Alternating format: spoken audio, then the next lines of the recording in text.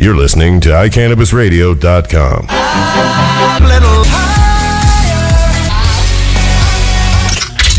Hello. You're on the Hemp Connoisseur Radio. Welcome. As always, I have my partner in crime, Jason Robillard, with me. Say hi, Jason.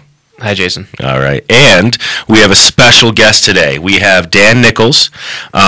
He calls himself the sales manager for the Growing Kitchen, but we decided that he does way more than that because he's the man we always talk to. So we're going to dub him the director of operations for the show today.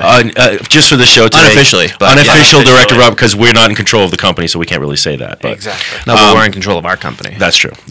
And the airways at the moment. And by the way, I'm here with my partner in crime, Dave Maddalena. Thank you very much. So the reason why we have Dan on today is basically Dan and the Growing Kitchen, congratulations, won Best Edible in the Hemp Connoisseur Championship, which we announced on this past Friday at our Cirque du Cannabis event, and also Best Overall. It was kind of our Best in Show kind of award, and just to explain for people, I'm a dog lover, so I know these things. When you do the whole Westminster Dog Show, I think that's what it's called, they do different breeds, sporting group and all of that, and then they put all those breeds together and they have them compete to see who is the best overall. It's really kind of an arbitrary award. I mean, it's hard to compete in edible against a flower, against concentrate, and so on and so forth. But what we did was we had a point rating scale in the way that it was judged. So we had our testing, and it was done on a rating scale on edibles. It was done on accuracy, and Growing Kitchen was very accurate, as you've seen from your test results. Thank you very much. Yeah, they did an amazing job on that.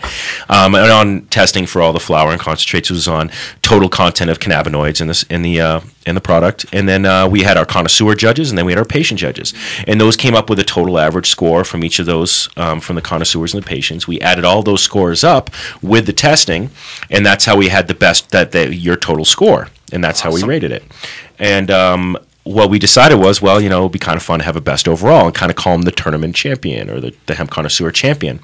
And the Growing Kitchen won that, which I'm sure you were just as surprised as I was. I was. It was phenomenal. Yeah, it was funny because and just to make sure it was good, I quadruple checked all the numbers because it was very, very close between you and who was second place. And to not rub it into them, we're not going to say who it was, although they did do a great job and they won a lot of other awards. But they were only, I think it got off the top of my head, I want to say it was 11/100ths of a point. Well, then I don't think that'd be taken away from telling who that. That would not be. It was actually. Very flattering. You're right. They were that close. You're right. It was actually Denver Relief with the Reserva Privada strain. It was an indica strain, and Denver Relief had an amazing showing at the championship. They did get a couple of first place. The Clinic had a great showing, and River Rock. You guys were the four companies that really stood out. There were a lot of other great companies involved, and they got Connoisseur's Choice Awards, Patient Choice Awards. But when it came to best overalls, that was pretty much the pool. Mm-hmm. It was really those four companies that really took it all in. Well, and the other, not taking away from what we're talking about here, but the other companies were very appreciative of knowing kind of what they need to do. Yeah. For the next competition to go ahead and, to place in those, right, where they're at. So that's true. And just to speak to the competition itself, it was like the Olympics. When I was looking at the spreadsheet, I have the spreadsheet with every single score from every single company up there, and I'm looking at the scores for each category, and we were talking about differences of hundredths of a point between the first place and second place for a lot of categories, which was really amazing.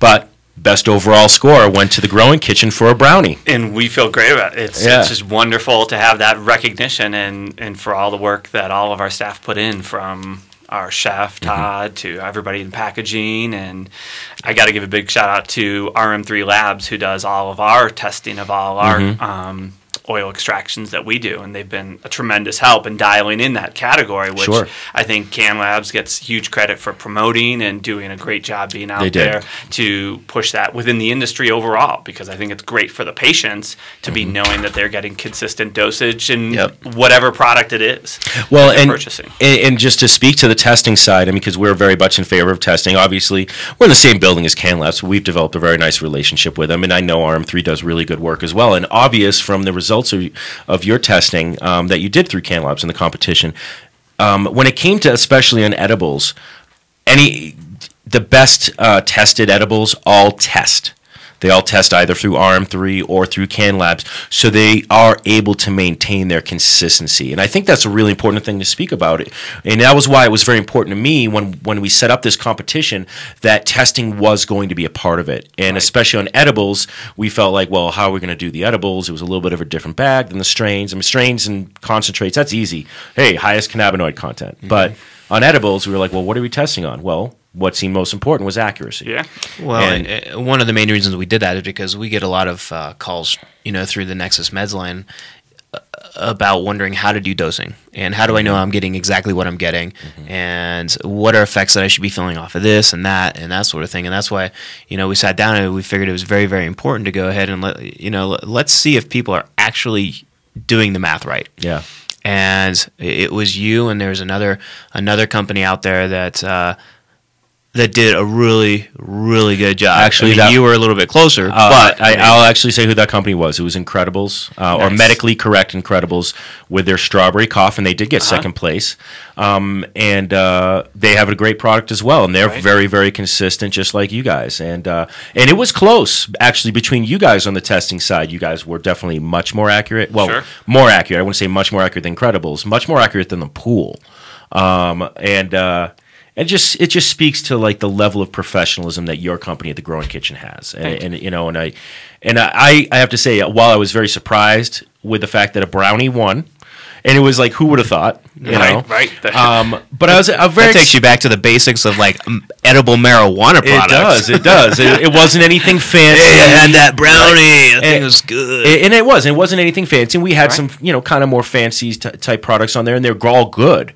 I mean, and everybody was great. And just the basic brownie. I know it's not a basic. No, it's a fantastic brownie. It's a fantastic brownie. That's right. And that it's come a long way. Right. And that it's not just mixing up whatever you have in the shop to throw into some brownie mix and do it. And that it's become a much more refined process. Yeah. For anybody producing medication in the industry, that it's a serious business that should be treated so that people do get what they're expecting. Let's talk a little bit about your product. I mean, more specifically brownie, but you can talk about any other products the Growing Kitchen's working on right now. What is your process of infusing the medication into the product? Are you making a butter? Are you utilizing an oil? We do an oil extraction, and then that gets blended in depending on the recipe with whatever the base is. Okay. And our chef Todd and everyone that works with him does a great job of the blending and measuring based on the lab tests that we get, so that batch of 40 brownies is getting a consistent 100 milligram dose. So you're testing every single batch then? We're testing every batch of oil that we produce and then weighing out into the recipe. That's great. Based on that. That's great. Making, down to the 0.1% difference from one to the other. And knowing that, there'll always be a little bit of lab variation and human error. And if, one brownie's 3.3 ounces and one's 3.6, there's that little bit, but for the most part, I think 100 milligrams is a pretty hefty dose for most patients anyway. It is. And so most people, I think, are quartering or medicating to their own needs. Well, and that's why we did the 50 milligram dosage. We felt like it wasn't too much, it wasn't too little. It was just, and of course, you're never going to make everybody happy. We had, I wouldn't say complaints, I would say comments from some of our judges. Suggestions. Give us more. That was the most common suggestion, and it wasn't just connoisseur judges, perhaps. It wasn't so much even just for the edible side; it was for the strains, because we did a half a gram of each flower or a quarter of a gram of concentrates. Nobody complained on the concentrate side. Half a gram of concentrates. But we did do just a half a gram for each one. Obviously, it was a dry season. We didn't want to stress the dispensaries out that were entering as well. But that was one of the comments, and we will be working on that for all of our patient listeners out there, all our judges. We would like to ask for a full gram of flour next time for all the strains, so that people have a lot more time to sample. They get to have at least a couple tastings over the month's period of time when they're trying the product. I think the 50 milligrams is still a good amount for edibles. Oh, I think it's great. Most people are going to get a desired effect out of that, or less than that. Exactly. And that maybe there's a future category out there for higher dosage products. And like that is, chocolate. It's funny you say that. That is one of the thought processes behind it. Is a higher dosage category down the line. So Dan, I have to ask. You weren't even going to come to the party, were you? For those that are just listening, and there's lots of them. I'm telling you. So just I'm not a late night person. I'll be quite honest on that. And so, and we got a Denver sales rep. Her name's Margot, and she was available, and she was going to go. And I sent Dave an email, and he shot back, said, "You might want to show up to this." I try to be as cryptic as possible. That was very cryptic. I was. You got me hooked there. And I was just like, I'm going. It's going to be a good time. You might want to come. And it was great. And I'm so glad that I did. I think you guys had a great organized event, and the turnout was phenomenal. And it was fun. The music, everything. It was a great experience all around. Good to hear. So what are you entering next time? What aren't we going to enter next time? Because we do produce our own concentrates. We've got phenomenal, Moon Rock, Shatter. Oh, great. We do butter, wax, and in ours, concentrates are whole flower products because we have our own grow. We're not doing trims. So for us, we are thinking, that's a great place for us to compete in. And if those categories expand, if there's a apothecary category for tinctures, let's say, that we've got a full menu of products, and that to be able to be up there and hear what people think. I think it's a great value to us to get that patient feedback, to get other industry feedback that is awesome. Yeah. Well, and one of the things that we are going to do, Dan, I'm letting you know now on the radio, but I was going to inform. I'm going to be asking all of the entrants that did take part in this competition to kind of sit down and do either a round table with me or even sit privately with me and kind of go over how your experience was with the competition. Where can we improve on how we did things? What are some things you'd like to see us build upon for next year? Because it is very important for us at THC to always improve, and not just be like, oh, well, we've done it right the first time, we're going to do it exactly that way again. It's like, no, it doesn't work that way. This is an ever-evolving industry, and we have to evolve. Oh, yeah. And even if it's a year out, the industry, who knows what evolutions we'll be going through in the next. I've already been asked when the next one is, and I'm like, next year? And they're like, no. But and people are trying to convince me to do it every 6 months, and it's a lot of work. It's a lot of work. Chris is shaking his head over. Everybody wants it. Who's not in a dispensary or a MIP out there? Everybody else is like, absolutely, do it twice a year. Now, when I talk to the businesses, they're like, I don't know if I want to do this twice a year because High Times does have the Cannabis Cup in April, and really the perfect time for us to do a second one would be at that time. And I don't really feel like it's a good idea to just try to compete with them just yet. Yeah, but we do have our annual party around the 419. We do have we want to do the kickoff again, the kickoff party to 420. Yeah. All right, so party 419, the Hemp Connausauer annual party to be announced as to where it is. We're not announcing it right now, but it will be on 419. Yeah, yes, it will be, and we do throw a good party, as people will attest to. So yeah. What's our theme going to be, Dave? Hey, don't ask me to make that up right now, please. All right. Hey, if you have suggestions, please. That's a good idea. We will take suggestions on because we obviously have themes going on. The first party was Boogie Nights. Yeah. Well, yeah, on 70s themed. It was 70s themed, and oh man, that was a fun time. In fact, it was such a good time that people were saying you should do the 70s themed party every year. Yeah. And it was the whole disco Boogie Nights theme too. It wasn't like hippie 70s, although there was that too. So it was kind of a fun. It was a great dance party. So are we gonna go up to the 80s, or are we gonna go down to the 60s? Ooh, that's a tough one. The 50s. The 50s. Or the 50s. There you go. Pop action. A little more effort to put in for that. What era would you go with, Dan? What would I go with? I guess I'm a little bit of a product of the 80s. Not that I need to revisit it exactly, but that's probably where my music is. Yeah. Unfortunately, we could have a lot of fun with the 80s, though. I was actually thinking that we would do a big band era party. That would be pretty sick too, right? So we get like a full on like kind of big band orchestra. I like the swing dancing. Yeah, and then we can even have swing dance lessons going on at the beginning, so people can kind of get brushed up and do it. So that was the thought process that I haven't shared with anybody yet until just now. That's because we just thought of it. So, but definitely take suggestions, and you can IM them into iCannabis or email Dave@thcmag.com. It's actually David at thcmag.com. So David at thcmag.com. Apparently, I don't email him enough. So, well, we actually have to go to break, but we'll be back again with Dan Nichols from the Growing Kitchen, the Hemp Connausauer Championship champion, and we'll be back with some national news. So we've got some interesting things going on in Oakland right now. So we'll be back in just a moment.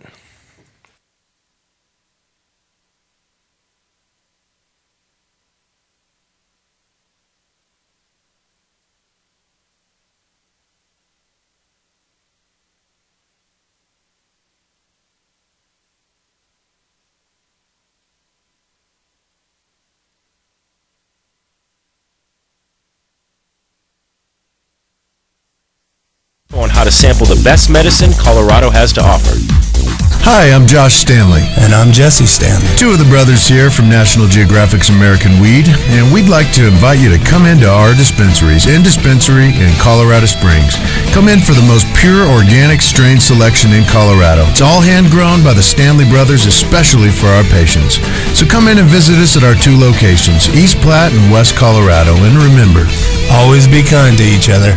Dixie Elixirs, the patient's choice for alternative medical marijuana treatment, brings you Dixie Botanicals all-natural topical therapy, including massage oil, pain relief salve, and our newest product, Dixie Botanicals Pain Relief Lotion. This all-natural lotion pairs beautifully with Dixie Botanicals bath salt for a deeply relaxing experience with no psychotropic effect. Like us on Facebook, Dixie Elixirs, or join us at www.dixieelixirs.com. You're listening to Hemp Connoisseur Radio on iCannabisRadio.com.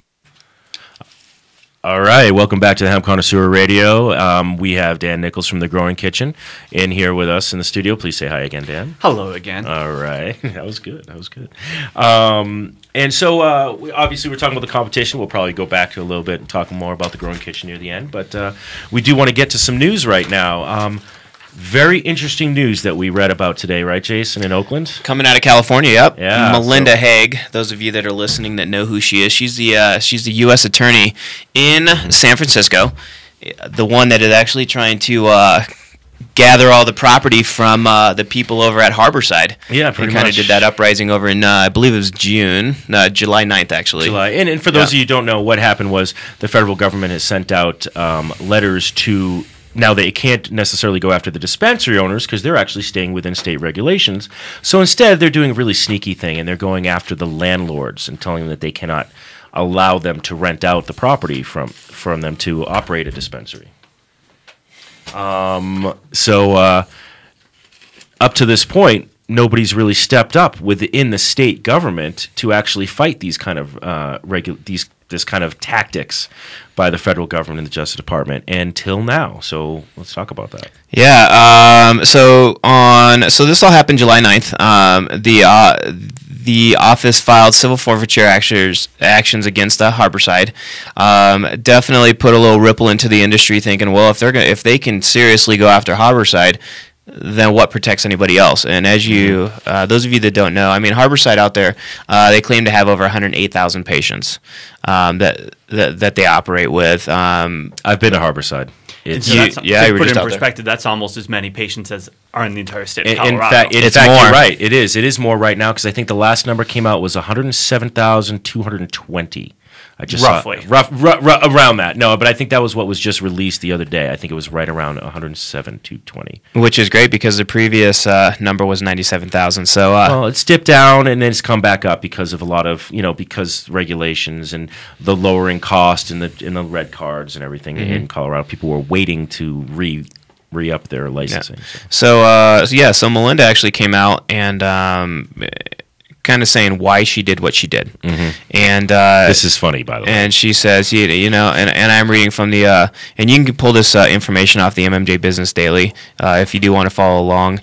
But she says, now I find the need to consider action regarding medical marijuana stores such as Harborside. The larger the operation, the greater the likelihood that there will be abuse of the state's medical marijuana laws and marijuana in the hand of individuals who do not have a demonstrated medical need.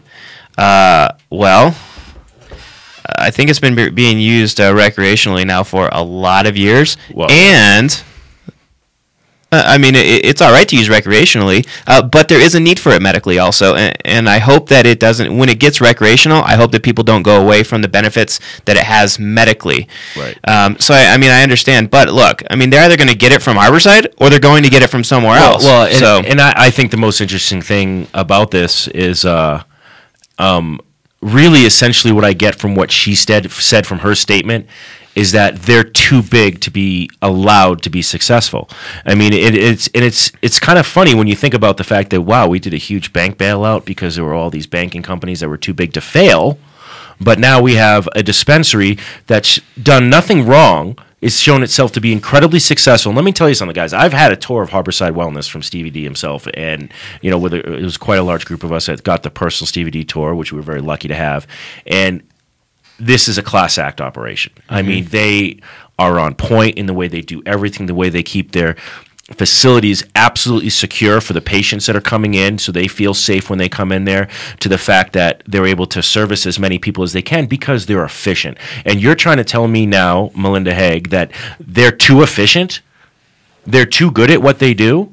I mean, that's seriously what you're telling us right now when you make a statement like that. Oh, well, because they're so large and because they serve so many people, there's more of a chance for you to break the law. Well, do you think Melinda's going to go and take a little bit of her salary and give it back? Because, I mean, $3 million is what they paid last year in taxes, and that's federal, state, and local taxes. But still, look, it's great for the economy, and it is a states' right issue out there, because the people of the state of California, just like they did here in Colorado, want this, or else they would not have voted it in. So it's coming down to personal agendas of these people, and I mean, just like Dan Mays here in Colorado. Look, these people, they're being made to look like idiots. I still can't get over the whole too big thing. I think the bigger the dispensary, the more they focus on every compliance issue, because they know the bigger they are, the bigger the spotlight is on them, and the less margin for error that they have. And so whether it's city code, whether it's state code, in anything, that the bigger they are, the more resources they have, the more they put into compliance, and the better operation they run for patients as well as for every level of it. I think that's an awesome point, Dan. It really, you're right. I mean, and we know, I mean, we're upstairs from the clinic. They're a very large operation for Colorado. As far as Colorado goes in dispensaries, they're one of the biggest, if not the biggest. Well, and those guys are so strict in everything they do. And Harborside is the same way. They do everything to the letter of the law that they're supposed to do. They're not, I mean, we were on tour, and one of the people on the tour, like myself, was from out of state. And he's like, well, hey, Steve, can I get some meds? And he's like, well, and I didn't know this. He's like, well, there are doctors you can go get prescribed from, whether you're a state resident in California or not, which is not something we have here. Right. But he's like, you can go get a prescription, you can come back, and then you can purchase. But he's like, you ain't getting anything from me now because you're not legal. Yep. And this is somebody in the medical marijuana industry from another state, where you would think, there's going to be a little bit of that, like, oh, yeah, man, let me help you out on the side because you're part of the family. And he was absolutely not. He's like, there's no way, shape, or form I'm going to break any laws. And I think that, I mean, Dan, that's an awesome point. It's absolutely true. The bigger the center, the more on point they are. So she's actually going the opposite way. And in fact, it's more costly for American taxpayers, because Harborside has the money to fight them. They have more resources. But even more importantly now, because Harborside makes so much money in revenue for the city of Oakland, Oakland is behind them now. And the stance Oakland said was, well, look, I mean, you as a federal government said, as long as you're in state compliance, we're not going to mess with you. But now they're in state compliance as far as Oakland, city of Oakland and California says, Harborside is absolutely on point. But yet now the federal government is saying, oh, well, we just think that you probably have a better chance of breaking the law. So now you're going to preemptively strike, basically, on these guys. You're basically saying, well, because we think you may break the law, we're going to arrest you now. Or go after you now. Well, and the fact that Oakland has actually stepped up to the plate saying we are going to sue the federal government over this is huge. Well, the ramifications are huge for our industry as a whole, because if they win this case, they set a precedent. Yep. And all the cases that come after this will all be referred back to this case. Yeah. I mean, they filed it just this past week, I think, is when it was just filed. So, Department of Justice using its property seizure powers to get Harborside Health Center evicted. The suit, thought to be the first of local government, has brought on behalf of the pot shops, alleges the Justice Department knew about Harborside for years and exceeded the legal deadline for taking action against it. So basically they're saying that they couldn't take action because they knew what was going on within the amount of time that they could take action against it, and then they ended up doing it anyways. So I definitely got to give props out to Barbara Parker, which is the city attorney for Oakland, for standing behind these people, because it's the right thing to do, regardless of what she believes, her personal beliefs. She's obviously doing what's right for the people and not on her personal agenda, which it can only help her. I mean, by standing up like that. So. Oh, absolutely. And there's a great little quote. It says, "The city like us is simply asking for," this is from Steve D'Angelo, actually. He said, "City like us is simply asking for the federal government to honor the policies that they've already articulated," which is true. They said, again, we're not going to mess with you as long as you're state compliant. And yet that's what they're doing. Well, and I mean, Barbara said, we find it very important we find it to be a very important issue from the standpoint of public health and public safety. They spent a lot of money developing the regulatory scheme, issuing the permits, using her resources to do the inspections.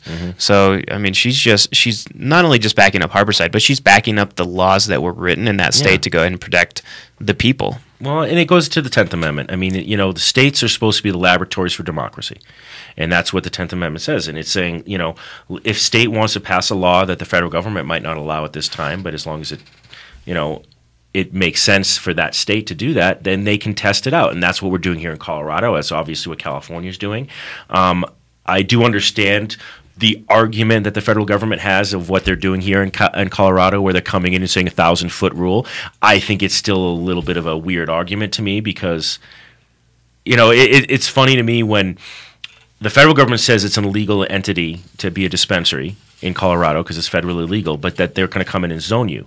To me, the equivalency is like saying, well, prostitution is illegal, but there's a hooker across the street, and I'm going to tell her, yes, you're doing something illegal, but you can't do it on this corner, you can do it on that corner. Well, it's like it's too gray right now what they're doing. It just doesn't make sense, the arguments that they're coming across. And the same thing in taxes. And I'm sure you guys have to deal with that at the Growing Kitchen on the tax, the fact that you're not able to write off any taxes.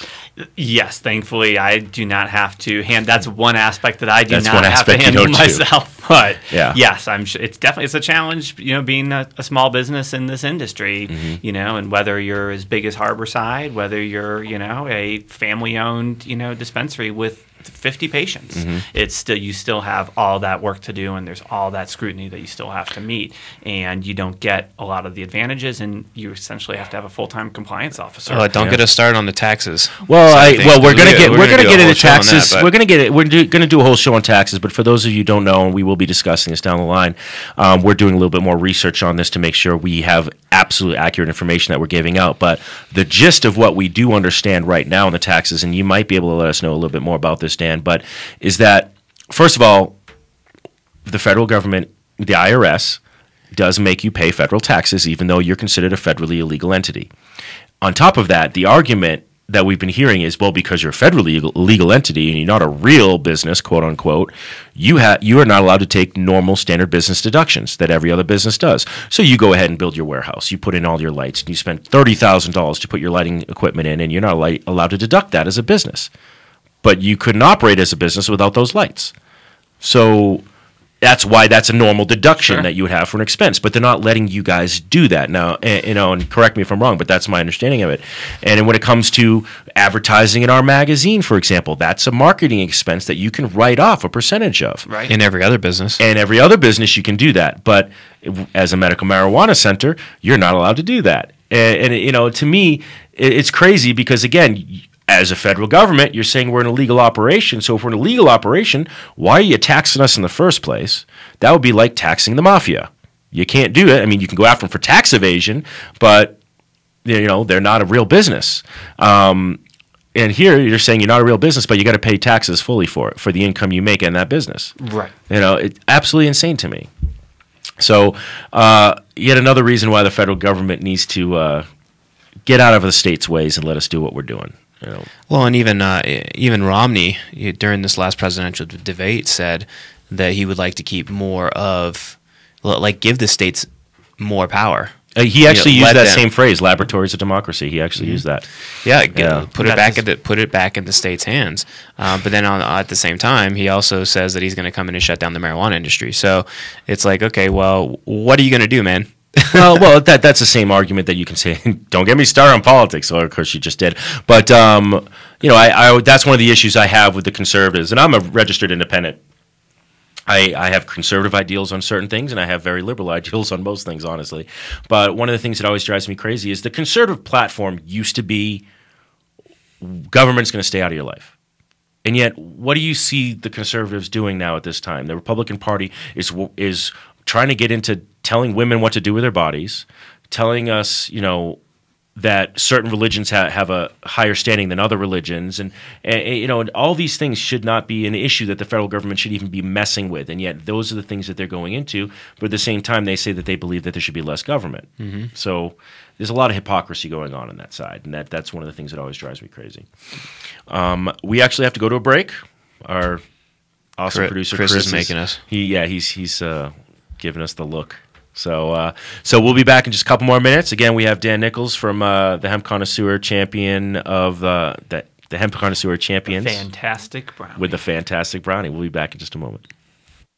Let's face it, rules and regulations are complicated, especially in the field of medical marijuana. Let Medical Marijuana 101 help you get through the compliance process. We can also explain to you your employment requirements, your employees, and your business. But our work doesn't stop there. Our experience in cultivation ranges from the design of grow rooms to the diagnosis and resolution of grow problems. Visit us at www.medicalmarijuana101.com or call 303-388-7706. That's 303-388-7706. Are you a runner?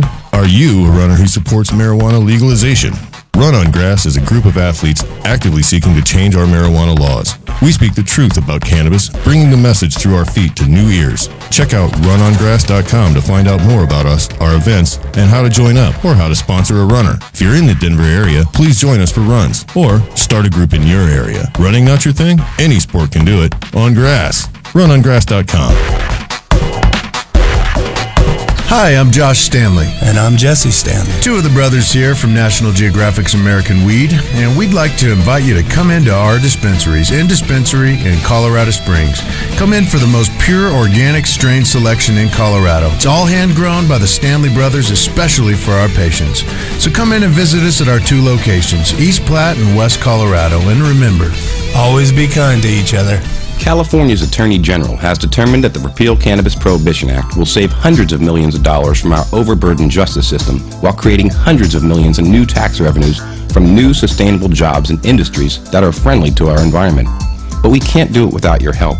We are seeking your donations to get on the ballot. Please go to repealcannabisprohibition.org to learn more about how you can help. It's time to end the war on cannabis and hemp in California. It's time to end the madness. Paid for by Sensible Californians Incorporated. The Hemp Connoisseur is Colorado's premier guide to hemp culture. Our mission is to elevate the image of the medical cannabis and hemp industries to create widespread acceptance of the cannabis sativa plant. You can find the latest issue of the Hemp Connoisseur at more than 200 7-Elevens, your favorite dispensary, MMJ doctor offices, and tattered covered bookstores. Do you consider yourself a cannabis connoisseur? Then come be a part of the Hemp Connoisseur's first cannabis championship. Visit us at thcmag.com for info on how to sample the best medicine Colorado has to offer. You're listening to Hemp Connoisseur Radio on iCannabisRadio.com. All right, you're back on the Hemp Connoisseur Radio. As always, Jason and myself. I'm David, that's right. That's Dave. I'm David. And then we have Dan Nichols from the Growing Kitchen here, winners of the Hemp Connoisseur Championship with their fantastic brownie. Wow, we have to change that commercial I was just hearing. I was just mentioning that. It's still talking about the championship. Yeah, we have patients probably who are like, I want to be a judge. And we're like, oh, yeah. So I bet they're trying to sign up already. Yeah, I know, right? He's signing up for next year. Early sign-ups. Yeah, early sign-ups, early registration. That's right. Well, the people that were in the competition this past time are going to get first rights to be part of it again. So. Yeah, I want to double the pool of patients if I can. Of course, that means way more product for everybody, but we had a great deal for them. I think it's a phenomenal way to be able to try out a huge variety of meds. It is. And if edibles are the medication you go for, whether it's flower, whether it's concentrates, for the patients out there and for people in the industry even that are looking for what the next greatest thing out there. Yeah. It's a huge sampler pack that you get to experience at a great price. The other nice thing about it is, as you saw, we send you all the comments that you received, and obviously you got a lot of favorable comments because you guys did have the... For sure, but they weren't all perfect. And they there weren't. was some that had great constructive criticism. Some was anecdotal, and some was not so constructive. But maybe not on yours. But and I copied and pasted everything. Absolutely, and it was great. No, the spelling mistakes are Dave's fault. No, so just they actually weren't. Keep that in mind. There was definitely some questionable spelling going on there, and that's why I did. So when I sent the email, I was like, just so you know, I copied and pasted this, and you got exactly what I got because they may have been high when they typed them out. Well, I'm pretty sure they were, and that's all right. That was the whole point. So how many people are in your company, Dan? So we have two main folks that work in the kitchen operation. We have 2 full-time folks working in packaging, some other part-timers. We've got 2 full-time grow staff plus, contract trimmers, and then within the sales department, our Colorado Springs sales rep, our Denver sales rep, and myself, and our customer service coordinator, Saray, who drives all over and gets to meet a lot of the fine folks in the dispensaries and really has her finger on the pulse. And see, an idea just came to me. I can't believe I hadn't thought of this. Well, I did kind of think of this, absolutely. I haven't had a chance to try your brownie. Oh my gosh! I know. No, well, here's the funny thing. I don't think I have either. So nobody from the Hemp Connausauer, Neither has Chris. nobody from the Hemp Connausauer has tested any of the products that came in for the championship. So we might have to create a little category of judging as the THC's Choice Awards or whatever, just so we get to try everything. Well, hopefully those folks down the hall from you will be looking to carry our fantastic brownie sometime. I'm sure they soon. will. I'm sure they will. The clinic people? Yeah, I had a great conversation, I believe, with a gentleman named Brandon down there. Yeah, he's a good guy. Super nice. Yeah, super nice guy.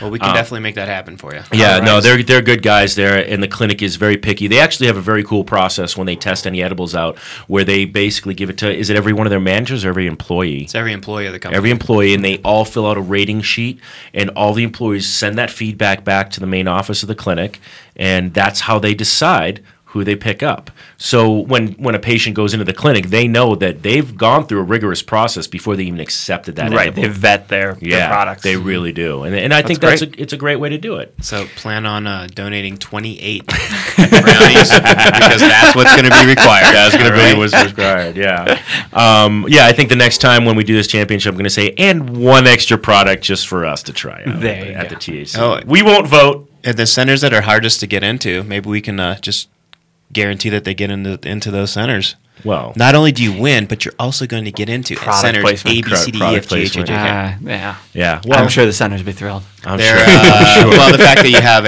this. I think the award and the award that is that objectivity too, and I think having the the comments that came back, there was just the hey, what do you think comments, but that there was quantifiable information in there was a key component with it that I thought was really well done and made it great for the judging aspect of it as well as for that kind of market feedback as well. Oh yeah, absolutely. For everybody. And no, there were definitely some. It was fun to read the comments because there were some patients that took it incredibly seriously, and then there were some that were not so serious about it. You're always going to run the gamut.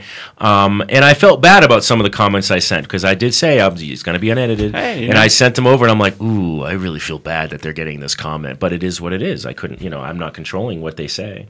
But you have the obligation to the patient too. Well, you have the obligation to the patient to honor and respect their comments and recognize it, but also to the MMC or the MIP out there to be able to see what exactly is being said about them. But like you said, it's a great little bit of research for all the companies that get in there. It's a great place to test out products. There were some new products that have not been out in the field. In the edible category, there was a couple that popped out. Like cannabis energy drink. Well, that wasn't it. That's not medicated. He's good at plugging things. It's very good. But no, there was Julian Cates has a Nutty Bite out that, I think it's so good. Amazing flavor to it. Oh, yeah, brand new product. And she did. She used this as a way to try to test out her product. And she even said when she brought it in, she's like, it's not perfect yet. And I was like, but I got to be, when I tasted it, I was like, Julie, get that thing in the contest. It's so good. I think you're going to get it. She got the second highest rating on taste for any product that was in there. And obviously her testing needs to be figured out because she's still in development for it. So there's a process. You're not going to have the perfect brownie right away. There's a stage. And so she was still in those beginning stages, but it was a good way for her to kind of test the waters and see if she was going in the right direction. She was. There was another new product, a company that actually we are familiar with, Colorado Grow Corporation. They make very good wax. And they tied with us for the Patient's Choice, I believe. They did. Yeah. They tied with you guys. Yeah. No, it was the Connausaur's Choice. They tied with for Connausaur's Choice for their peanut butter cup. And brand new territory for those guys. They never delved into the edibles. And it was kind of cool to see that they did. They stepped it up and they said, okay, we're going to come out with this product. And they did a good job for the first time around. For sure, yeah. I had never met that guy, and he was standing next to me when you guys were announcing it. I said, awesome, that's great. Yeah. And it was amazing that there was ties. Yeah. That was incredible because, when when it was close, so I went to 3 decimal points. If it wasn't close, it was just a 2. So I think, you guys were at 3 at the time, I think. But even still, it was a tie. That's great. And it was just like, and I did everything I could to make sure there was no ties, and we still had them.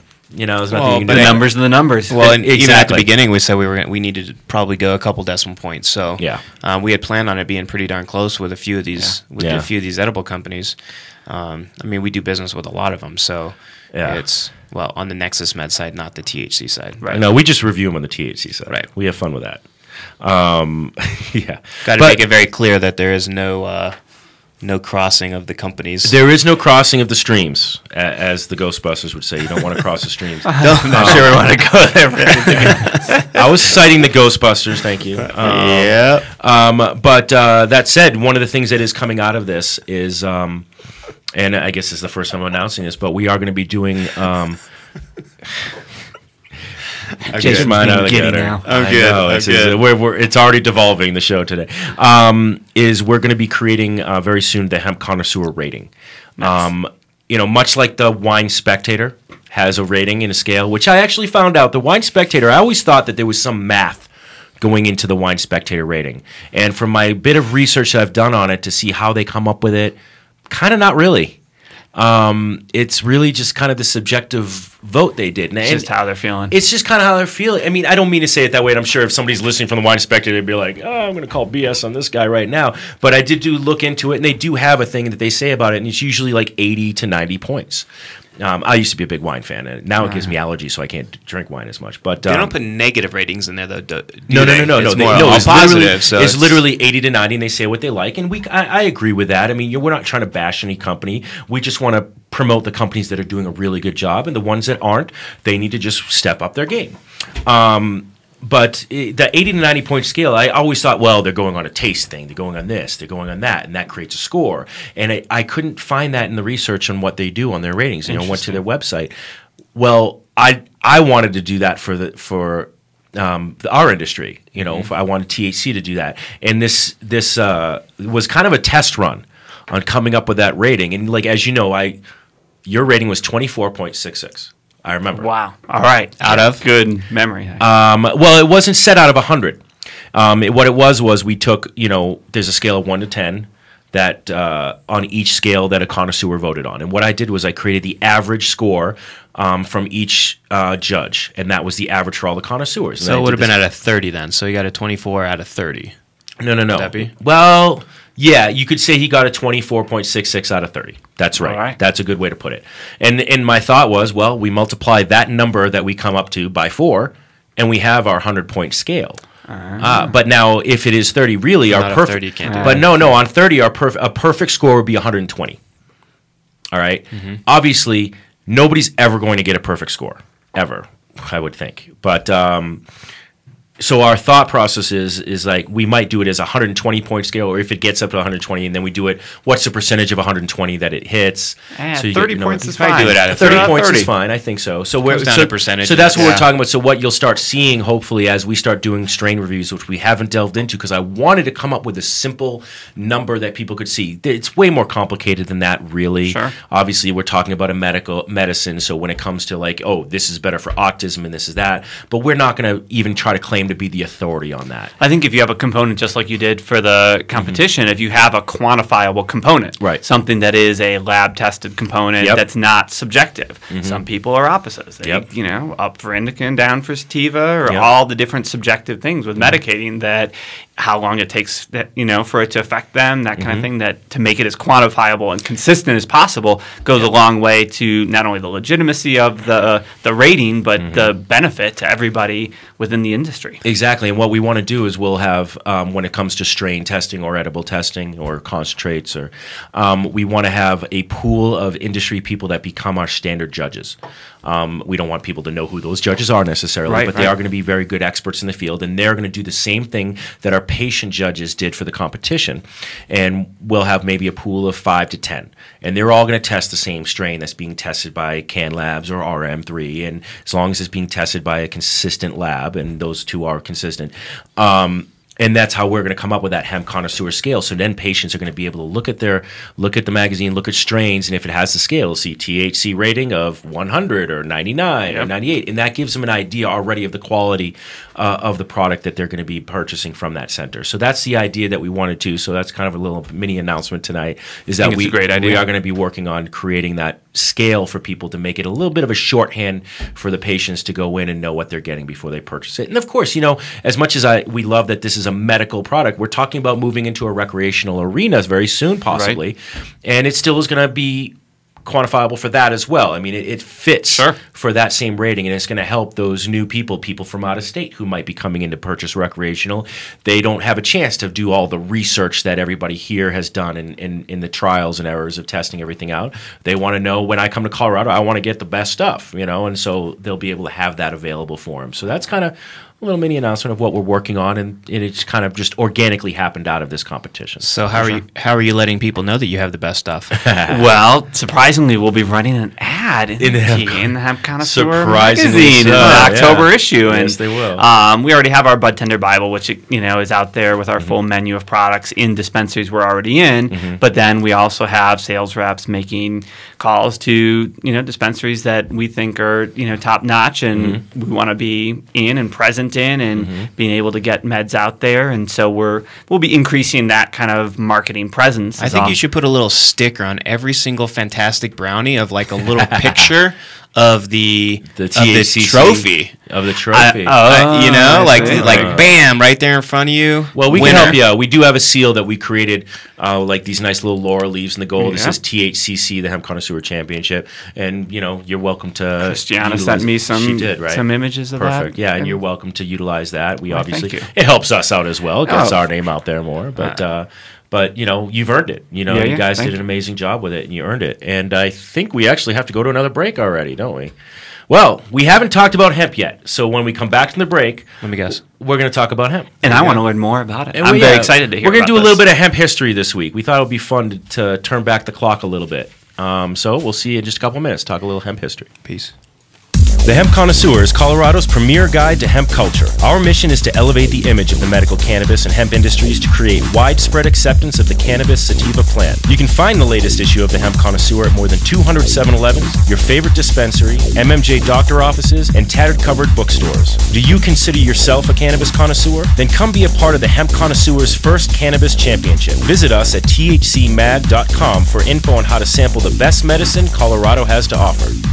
The law offices of Edson, Maton, and Matz provide criminal defense, medical marijuana defense, and advice about setting up and running medical marijuana centers, optional premises cultivation operations, and infused product manufacturing businesses throughout Colorado. With offices in Denver and Aspen, we can offer assistance throughout the entire state of Colorado. Give us a call at 303-831-8188. That's 303-831-8188. Or visit us online at warrenedson.com. Hi, I'm Josh Stanley. And I'm Jesse Stanley. Two of the brothers here from National Geographic's American Weed, and we'd like to invite you to come into our dispensaries in Colorado Springs.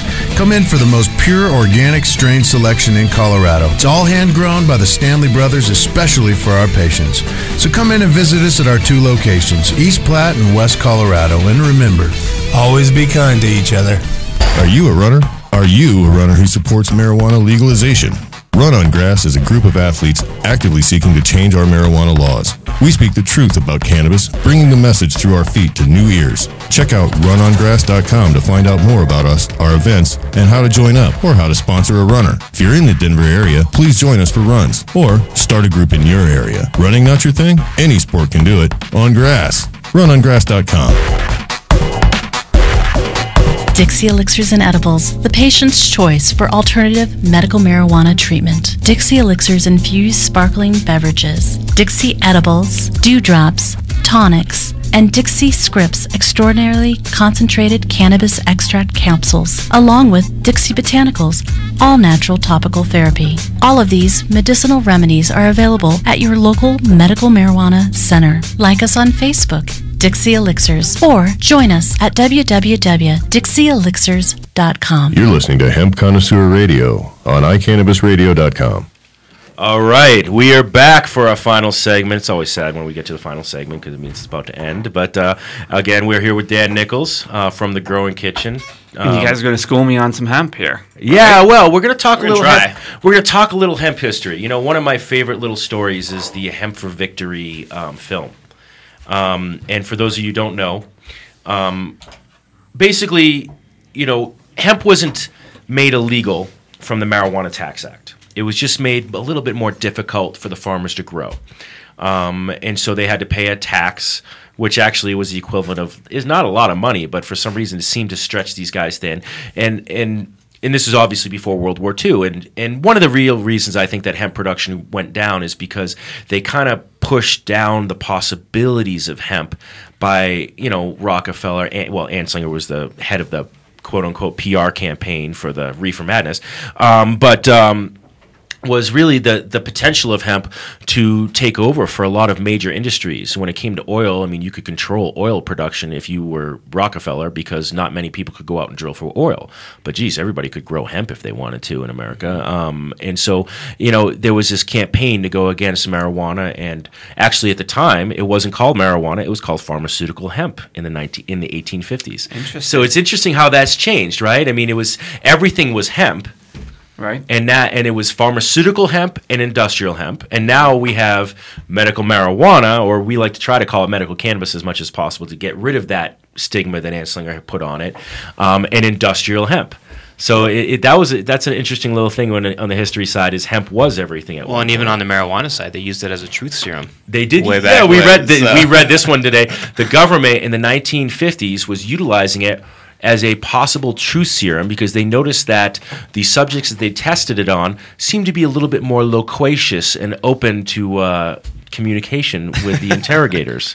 Which, I'll tell you what you need to know. Yeah. Oh, man, let me tell you about... Yeah, it's kind of funny to think about, but we all know. I mean, sometimes, you know... Yeah, you could say that cannabis will loosen somebody's lips sometimes. They might say some things they didn't want to say, but they did anyway, and they're like, oops.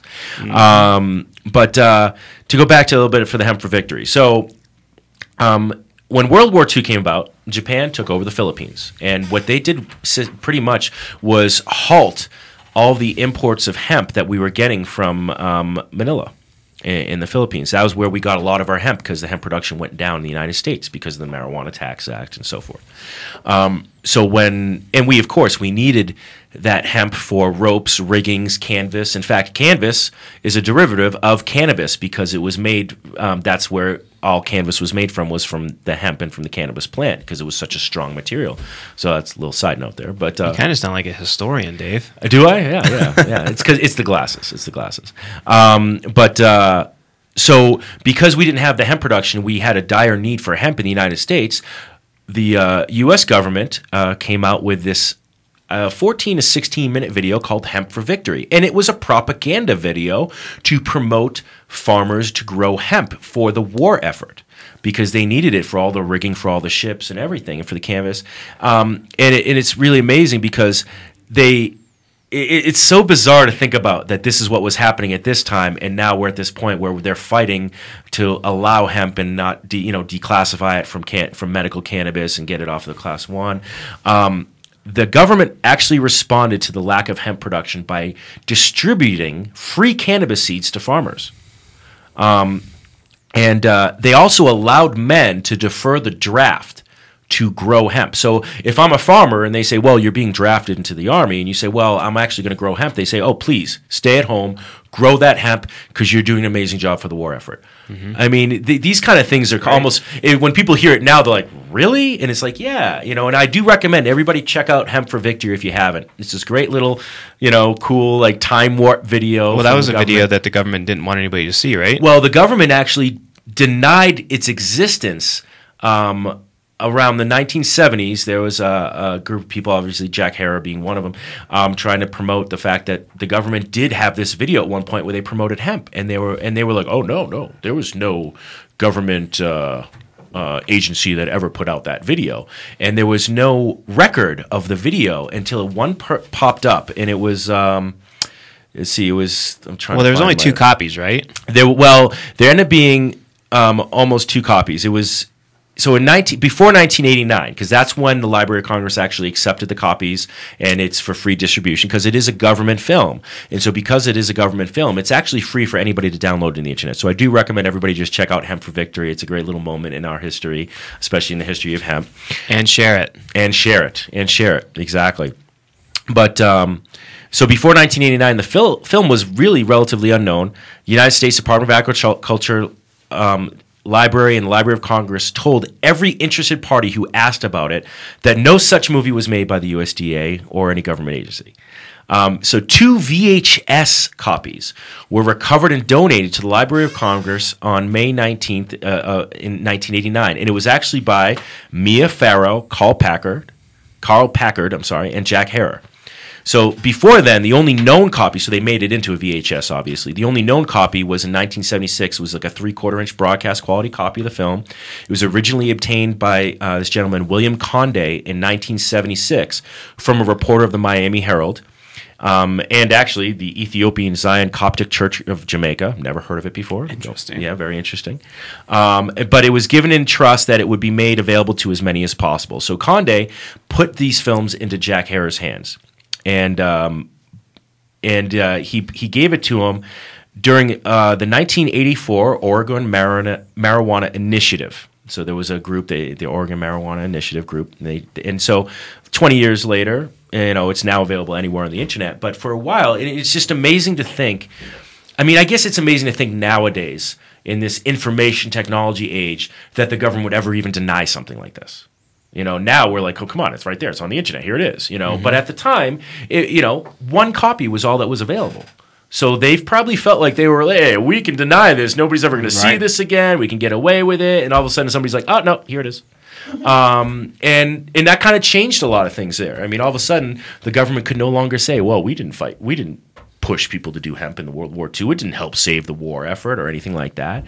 But it did. It's one of those blemishes in the U.S. government history when it comes to hemp and marijuana that they really would rather ignore, is the fact that they promoted it. And it's one of those things that I think should always be pointed out to people who do think, first of all, that hemp is the same thing as medical cannabis, because as we all know, it's not. And to say that, well, even though the government's been speaking against it for all this time, there was actually a time that they pushed it. I mean, we can obviously go back as far as our forefathers who said that, George Washington did it, and there's actually journals in which George Washington wrote about the fact that he was trying to separate his male and female plants, which of course lends you to believe that he was utilizing cannabis as a medicine. He had some other motives going on there. Well, one of the theories was he was using it for his toothaches, because George Washington historically had really big toothaches and had, not the best dental work back in the day. And so one of the theories is he was utilizing the hemp seed oil to rub it on his gums to help numb the pain.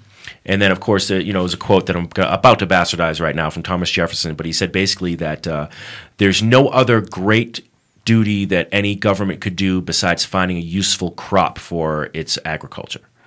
And he was speaking specifically about hemp when he talked about that. Well, and you're going back to, way back when they're talking about hemp, they had, as much as they knew about it, they had absolutely no idea what we know today and what this crop can do. Yeah. I mean, there's over 25,000 uses for this. There is. The government definitely did a good job by putting both hemp and marijuana in the same family, which, I mean, they're both, cannabis plants, but classifying them together. Yeah. And, I mean, we're going out there selling a product that's available to everybody, not just medical marijuana centers, but everybody, because it's made out of hemp, and it just so happens to have a hemp leaf on it. But to see the owners of these businesses still think that, hey, you can't have this in here because it's marijuana is mind-boggling. Well, you're speaking about the cannabis energy drink. And we're in a 420 friendly state. And I'm just like, oh my goodness. Although the establishment may be 420 friendly, we are having a little bit of pushback on it because it's got a cannabis leaf, because I think it's the perception of, well, I don't know what everybody's going to think about this product. There is that. I mean, we've had some of the sales reps going out talking about this, and we get their feedback about it. And obviously we're doing it's part of the conversation, but it is a mini plug for this cannabis energy drink that's coming out of Austria.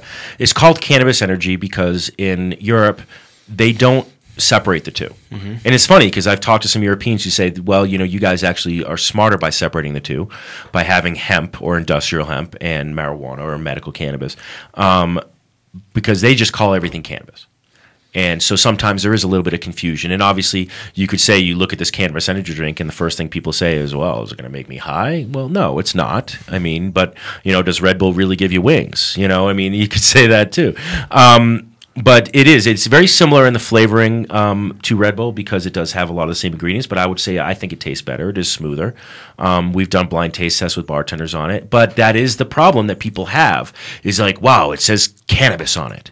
And I don't want to have that impression of people walking in that we're like this pot shop or something. But I think the fact that proceeds, it looks like some of the proceeds are going to go towards hemp legalization for the country because obviously that'll actually bring the price of this down because they can actually grow it here. Yep. Well, I mean, we had a conversation with corporate in California, and this is not where we intended on taking this conversation, but we did have a conversation with them, letting them know that we are going to be that we as J&D Distribution are going to be, donating some proceeds of this to go ahead and advance the cause of legalization of hemp in America because farmers, they want this.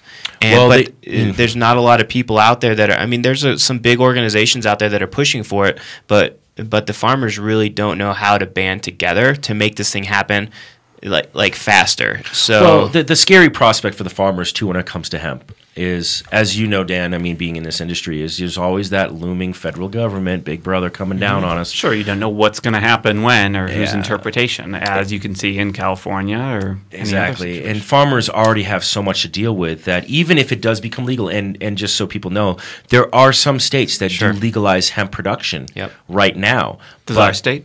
Yeah, there are. Well, it's on 64, so it is on 64. But there are other states that actually have it that they can grow hemp, but no farmer is wanting to touch it because they're still worried that the federal government will come in and shut them down, and they work on such a slim margin of profit that if something like this were to happen, they would lose their lands. Or they could lose, it's everything. They could lose everything by taking this risk. So, the farmers out there that are going to take that risk, good for them for giving it a shot. I mean, there's a history. One of the crazy stories to me about hemp is the Lakota tribe. I believe the name of the chief is White Plume. I think they're in South Dakota or North. It's either South or North. I'm sorry. I'll get that information for you guys. I'm not sure why you know this information, but I'm very curious myself. Because I'm a hemp geek. But White Plume was growing hemp because, first of all, it's sovereign land. It's Native American reservation. They should be allowed to do pretty much anything they want to do. We've done enough to these people that we should just stay out of their way. And so he started growing hemp because, of course, as I don't know if anybody's been on a Native American reservation, the couple that I've been on, not the best land in the world. For guys who grow crops and that pride themselves as being a farming culture for thousands of years, they're not allowed. They give them a land that can't grow crops. And so he said, well, I'm a farming person. We're a farming tribe. And the only thing we can grow is hemp because nothing else will grow on the land that we have because it's such a durable crop. So we started growing hemp, and they were utilizing it to make hempcrete. They were making buildings out of it to build schools for their reservation. They wanted to utilize this crop to sell it and make money. And what was happening was the federal government was coming in almost every year and tearing down all of their crops. And he's like, well, wait a minute. I'm a sovereign nation. I should be able to do this. Oh, but it's still federally illegal. And so he wasn't growing marijuana. He was just growing hemp. And they were still coming in to take it down. And really, if anybody wants to find this out, check out Lakota Tribe and hemp, and it will pop up. And there's some great documentaries out there that talk about them. There's one I saw that was focused just on that tribe, and I'm sorry I can't remember the name of it. I'll find out for you guys. But and then there's just other ones out there that touch on the subject of the Lakota tribe. But that's how crazy our federal government is when it comes to hemp right now. They're not even allowing a Native American reservation. It's supposed to be a sovereign government to be able to do this. And that's just absolutely insane to me. It's just too useful for us to step in. And again, I just wanted to point out the strange dichotomy between the federal government coming in and stopping these guys and spending our taxpayer dollars, which is what really gets me mad about it. Is that's money that we're paying you, and you're wasting it on this. Well, the federal government is definitely controlled by the bigger corporations, oil and those sorts of things. So yeah, we can get into a big old conspiracy theory, but I think we only have 2 minutes left. Yeah, only a couple minutes left. But but going back with it is that we are, and if there's anybody out there that knows anything about methanol or ethanol or anything about making biofuels, definitely get in contact with us because we'd love to, because we are going to be starting. We started doing a little bit of research on taking a look at gas prices. Well, fuels made off of hemp versus fuels made off of oil, and trying to bring that out. But again, we're magazine. Just to give a little teaser, the preliminary study. There's ethanol, which takes a fermentation process to create the biodiesel, and then there's methanol, which does the same thing that gasoline does, or or ethanol does, but it doesn't take the fermentation, so it's actually cheaper to produce. And you can make methanol out of hemp seed oil to run your car on, and so far, the preliminary things that we've done on research is imagine for a moment that your gas is going to cost you $1.67 a gallon. $1.37. Sorry, $1.37 a gallon. Road trip. Yeah, that is so far what we've noticed in our studies on this hemp methanol, that a possibility for gas prices. Well, one of the things that's cool, just about the plant in general, that that exists within the industry and all of us, in MIPS processing plant, and that there's waste out there that needs to be dealt with. And Absolutely. One of the things even that we're looking at with the growing kitchen is being able to process that into pellets for be able to burn it as for a wood stove. There's no reason why you can't heat the building and to compost back into soil production and make it that full cycle of having a useful plant. I think that's great, and I think there's going to have to be a company that steps up, and it's not going to be us because we got too much on today. But I think somebody has to come up and find a way to utilize the waste that you guys have to throw out to get rid of it. I mean, it's just funny that it is something that you're just throwing out. And you have to. You have no other choice. Well, it's the challenge of what you can't, though. You know, like you still have this, restricted product to dispose of, even though it has absolutely no psychoactive properties left. That's well been stripped out of that. Yeah, of course. And, that everyone makes the most effort to do it. So it's just plant matter at the end of the day. And how can you make the most use out of that? Different than putting the compost in our, Western disposal bin. It could be utilized to make paper. It can absolutely be utilized to make paper, and a high-quality paper. I mean, that's just one of the simpler things you could do. But again, actually probably what you said was probably the simplest, just wood pellets and chips, and use it to burn it, And then you'll have a nice smelling fire, too. I'm not sure what the neighbors will think. Yeah, well, it won't be. I know it won't be as strong of a smell. As cannabis, as medical cannabis is, but it will have a little bit of a different aroma. I can't imagine it be any different than being in Ireland and smelling some peat. There you go. In there. Exactly. So exactly brings you back. Yeah. Well, hey, it's always short. Right.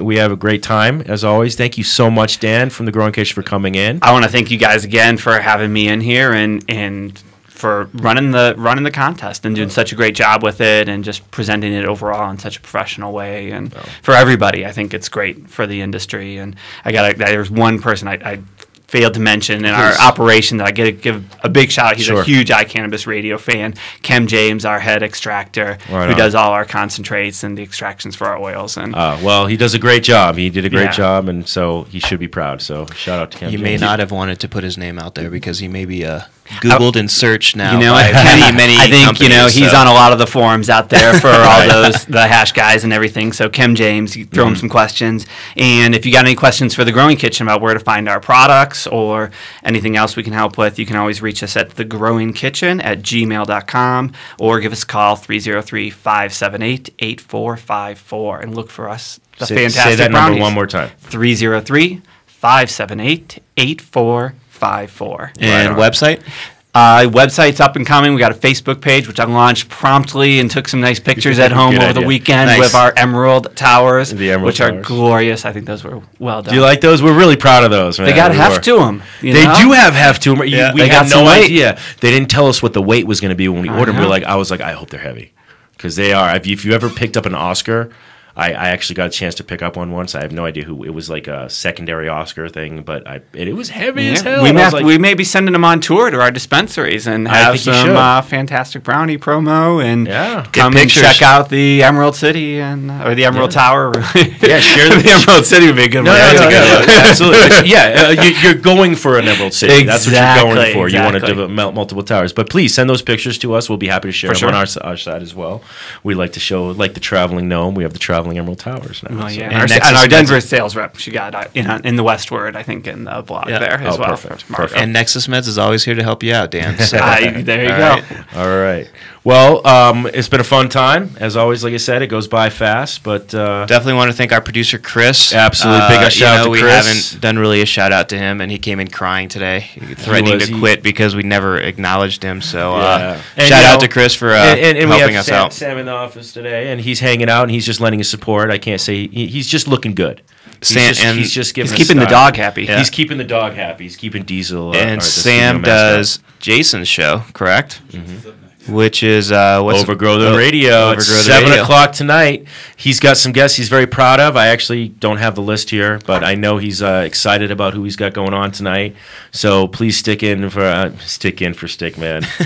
I just came up with that. But yeah, thanks for joining us for the Hemp Connausauer Radio. I'm Jason. I'm David. And I'm peace, love, and happiness. And Dan. And Dan.